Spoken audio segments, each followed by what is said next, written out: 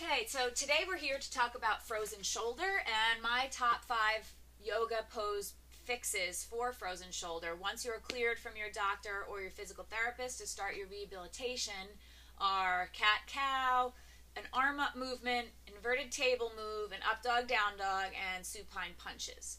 So unlike some of the other videos in this course for shoulder problems, these are going to be more moves rather than long holds when you're focusing on your breath and increasing your stretch and range of motion.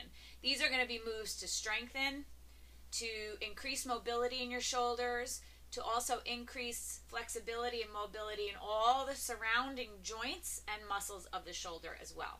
So the first one we're going to do is cat-cow. I have Chelsea here again with me today, and she's going to start on her hands and knees. And like I stress all the time, always want to stack the joints. That's your strongest position to be in. So in table pose, you're going to have your hips right over your knees, your lower leg directly out of your knee, so your toes are untucked. If you tend to get cramping in your feet, you could always tuck the toes under. Shoulders over elbows over wrists, palms flat, fingers spread. Your source of energy here and your connection to the earth is through your hand and through your whole lower leg. So try not to just put all the weight in your knees because you want a little bit more power when you're coming into this stretch move, and you're going to get that if you push the whole lower leg into the floor. So this is neutral. This is just table pose neutral.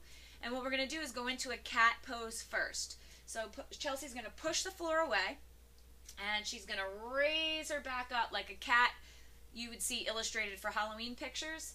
She's pushing super hard the floor away from her with her arms. She's letting her head hang, and she's getting this amazing arching in her back, or rounding, I should say, in her back, and stretching the whole posterior spine. At the same time, she's pushing through her lower legs so that it gives her an incredible tailbone tuck too. So we're trying to give mobility to all the space between the vertebra, open up the posterior shoulder girdle, back of the neck, and start to free up the deltoid from the side around to the front. You take a few deep breaths here, and then you release, pass through table neutral, how we started, and then you're going to go into the cow, which is an arching of the back. Now don't mistake this for a resting pose or a sinking.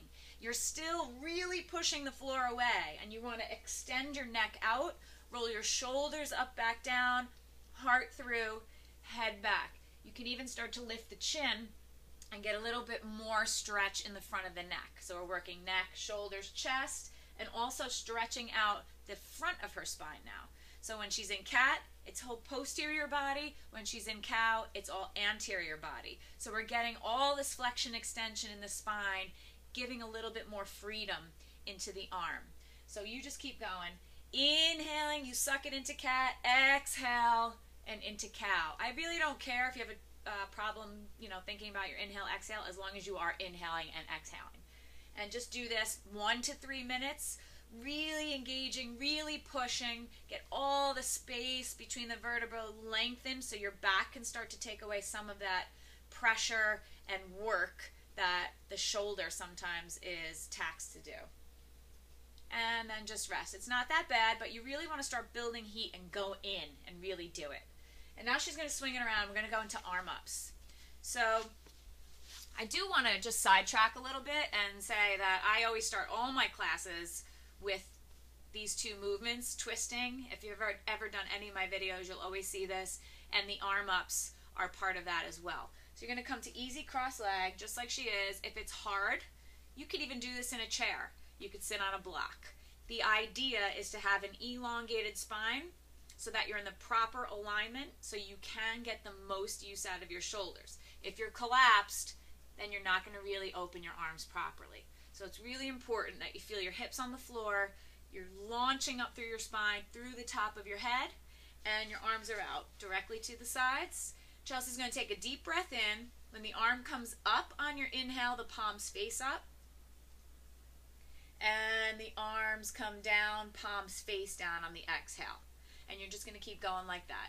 So it's inhale up, exhale down. I do this with my athletes 2 to 3 minutes. I want you to start about 30 seconds, working it up to 3 minutes.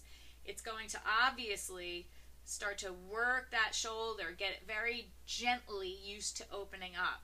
When the arms come up, let's make sure the shoulders don't come into the ears, that you're giving a lot of space around the neck. And when they're up, feel real length and opening in your side body. So you're going to inhale, exhale, just with your breath, as slow and controlled as you need to be. Arms are strong and straight. Try not to be here, because that's really going into the elbow and it's not affecting the shoulder at all. Sometimes you'll feel or hear a little clicking. As long as there's no pain involved with that clicking, you're okay. And if you feel a little restriction coming all the way up, you could always bring your hands out in front of you a little bit and start that way. It just may be the structure of your shoulder doesn't allow the arms to go all the way up. You're really going to build a lot of heat in the shoulder, start to make some strength in the shoulder as well, and increase that mobility so we get good range of motion, which translates into power. So next, take a deep breath in and bring the hands down. And next, she's going to turn sideways, and we're going to go into inverted table. And there's a move in inverted table. She's going to start with her legs straight out in front first, and bring your hands behind you on the floor, palms flat, fingers spread, plug those hands into the floor. Roll your shoulders up, back down, so you know that you're in the right position, and you're opening the heart. Squeezing shoulder blades behind you a little bit to increase that strength as well. Bend the knees, feet flat, and feet are going to be about hips to shoulder width apart. Use the whole foot. One mistake people make is they only push through the heel, so they're not accessing the whole leg. You want to use the whole foot when you're pressing down to lift up. So you're going to push into your hands, push into your feet. You're going to inhale the butt all the way up to the sky. Notice stacking the joints, nice and strong, stacking, stacking. Then when she exhales, she's going to come back down, bring the butt all the way through, legs straight, chin to the chest. And then you're all set up, and inhale, go again. So it's inhale up, and then exhale down. If you really want to build some strength, don't even let your butt touch when you're in this position. Inhale up, and exhale down. We'll let her do that a couple minutes while I talk to you. We're going to do this 30 seconds to 3 minutes. Deep breathing, a lot of power in the shoulders, strengthening the entire arm, and seeing how we're opening, gently opening that ball and socket joint and giving it more mobility and range of motion. Good. And then come to seated. So again, that looks kind of easy. She makes it look very smooth and easy, but you may be only to do 3 or 4 of them in the beginning. Whatever you can do, and slowly build up your strength, and you'll see a lot of changes taking place.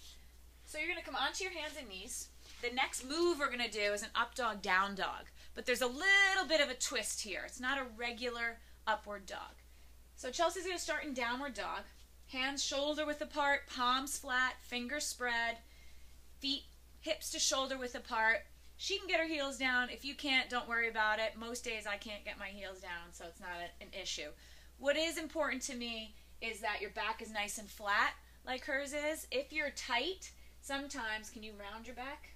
Sometimes people look like this. They're forcing the legs so straight that they can't really get the back flat.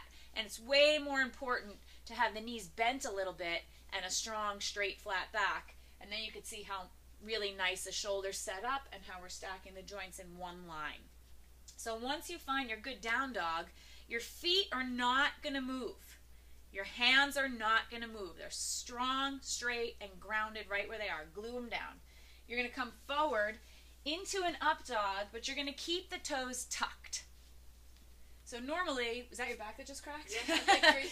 So normally, you're going to untuck the toes in up dog. For this move, we're not. So it's an inhale into your up dog, shoulders roll up, back down, pushing the floor away, joints are nice and stacked, and then downward dog. So inhale, up dog. That's it, shoulders back, and down dog. Her back keeps cracking. I don't know if that's good or bad, but inhale, up dog.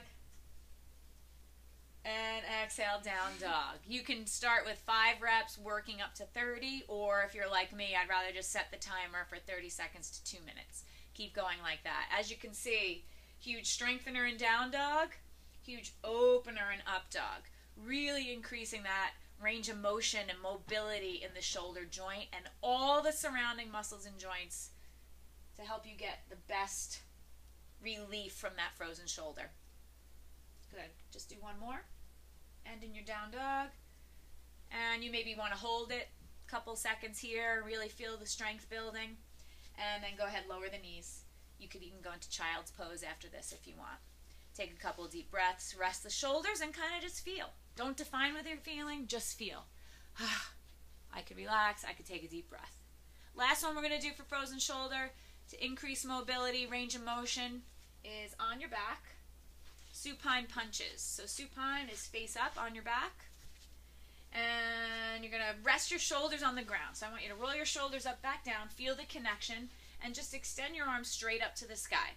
As we talked about before, we may not be bearing weight now on the arms, but we're still stacking the joints. So she's not here, she's not here, she's straight up to the sky. There's a couple of variations I'd like you to do here, but all you're going to do, and you may not even be able to see it really well here, is push up to the sky. So go ahead and reach and see, and you can do both at the same time. Yeah. Good. You see how that's stretching, really giving her a little bit of a stretch. You'll feel it all in the back of that scapula. And then retract. And just keep going like that. So the first maybe 30 seconds, fingers extended, palms face each other. Then palms face the front of the room. And keep going like that. Very little, but you'll feel little differences. Once you've changed the angle of your hands, you might start feeling a little bit more lats. And then you're going to do fists right where you are. And punch up. And then fists face each other. You can do 30 reps. You could do 30 seconds each position. And then I really like to come back to neutral with your arms and flex the wrist as much as you can. Fingers spread. Palms as flat as you can, like you're raising the roof. Now you're going to get into the wrist joint, the forearms. You'll start to affect the bicep, tricep as well.